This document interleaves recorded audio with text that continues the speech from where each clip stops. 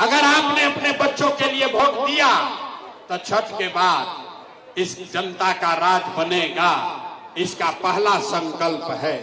सबको याद कर लीजिए, इसका पहला संकल्प है, नाली गली बनो चाहे मत बनो, स्कूल अस्पताल जब सुधरी तब सुधरी, लेकिन साल भर के अंदर जितना आपके घर का सामान गया है बाहर मजदूरी करने, रोजी रोजगार के चक्कर में, जो बच्चे आपके पढ़ लिख कर बेरोजगार बैठे हैं, उसको सरकारी नौकरी मिले या ना मिले, लेकिन सभी के लिए, याद कर लो भाई, सभी के लिए कम से कम 10 से 12 हजार रुपया के रोजी रोजगार का व्यवस्था यही बिहार में करके दे दिया जाएगा। होना चाहिए, होके के चाहिए, बात बुझाई।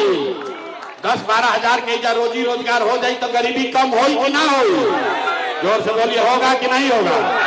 होगा। तो प्रशांत किशोर के बेटा के शादी नहीं थे हो, हमारे बेटा के तिलक नहीं थे, आपके सबके बच्चों की लड़ाई है। अगर ये बात समझ में आ गया तो अभी यहां से जाइएगा घर, तो अपने पति को, अपना बेटा को, भाई को, भतीजा को, गांव में दोस्त को, मित्र को बताना है, ए बचवा, ए बचवा, अब की हाली दिवाली या छठ में जब घरे आईब, याद कर लो भाई, ए बचवा, अब की हाली दिवाली या छठ में जब घरे आईब, तब फिर जीवन में कभी 10-12 हजार रुपया के नौकरी मजदूरी खाती अपन गांव बिहार छोड़कर बाहर ना जाए के पड़ी। मंजूर है? सबको मंजूर है? दूसरा संकल्प, जिसका उम्र 60 वर्ष से ज्यादा है, अब वो रोजी रोजगार मजदूरी नहीं कर सकता है। और नीतीश कुमार उसको अभी 20 वर्ष से 400 रुपया भीख दे रहे थे, 1100 रुपया किए हैं।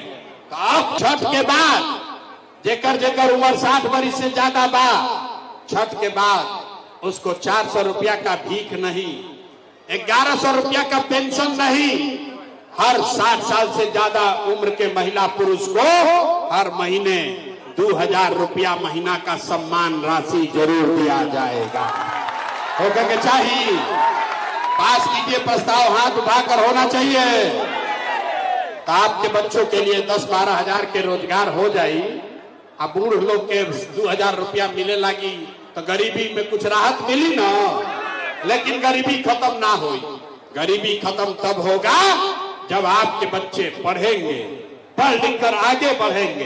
तो इसलिए तय हुआ कि अगर आपने अपने बच्चों के लिए वोट दिया, शिक्षा रोजगार के लिए वोट दिया, तो दिवाली के छठ के बाद हर गरीब व्यक्ति को ये अवसर होगा, हर गरीब परिवार को, कि जब तक सरकारी स्कूल ना सुधरी, अभी आपका लड़का जाता है स्कूल में, पढ़ता नहीं है, खिचड़ी खाया घरे चला आया, तो अभी तय हुआ कि छठ के बाद जब तक सरकारी स्कूल ना सुधरी, तो गरीब आदमी अपने बच्चे को आप प्राइवेट अंग्रेजी स्कूल में भेजिए, स्कूल भेजने का फीस और खर्चा सरकार की ओर से दिया जाएगा, ताकि गरीब से गरीब का बच्चा भी अंग्रेजी स्कूल में पढ़ सके।